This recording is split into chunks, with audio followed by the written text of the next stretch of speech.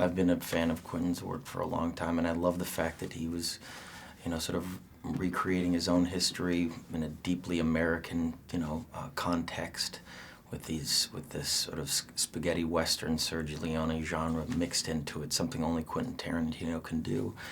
And this character, really reminded me of a young sort of Louis XIV that was rotting from the inside, and as he put it, which I like to say, is somebody that really represented the moral decay of the South during that time period. I mean, he was the worst of plantation owners, and it was too well written to pass up, and I'd always wanted to work with Jamie Foxx and, of course, the great Christoph Waltz and Sam Jackson. There's too many great elements to this movie to ever look away.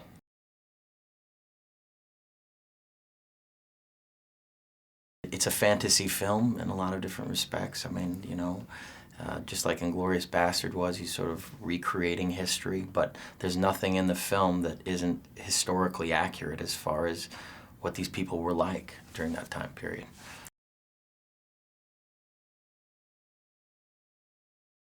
He's an amazing actor, first off, and he's such a powerful force when it comes on set. I mean, you read your dialogue and you think about the scene in a very specific way, and then this tornado just comes in that is Sam Jackson, and you need to step up to the plate and and try to bring yourself up to that energy, because he just takes over, and it's amazing. I mean, what he did with this role is astounding.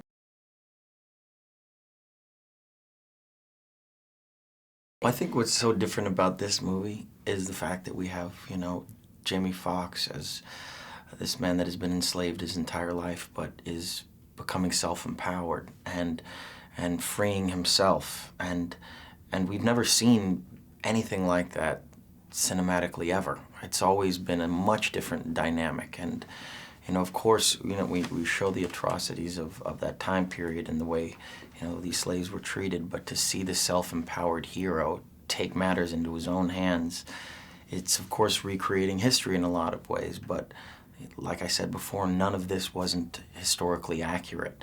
And everything in this movie, things like this did happen, but only we get to see it through Quentin Tarantino's eyes.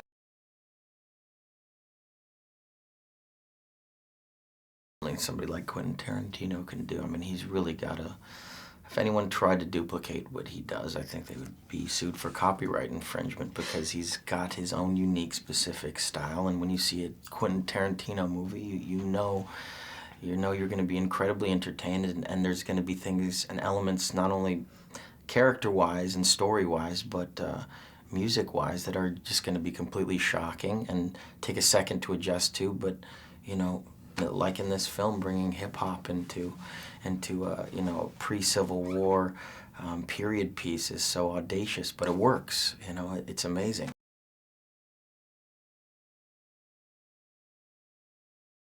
To work alongside some of these people is amazing. And what was really great about the ensemble that we had was everyone was so incredibly supportive of one another. I mean, I remember some of the earlier read-throughs that we had, when we all sat down at a table with Jamie and Kerry and Christoph and Sam and myself, and we were talking about our characters and the different aspects of them and the way these relationships would connect.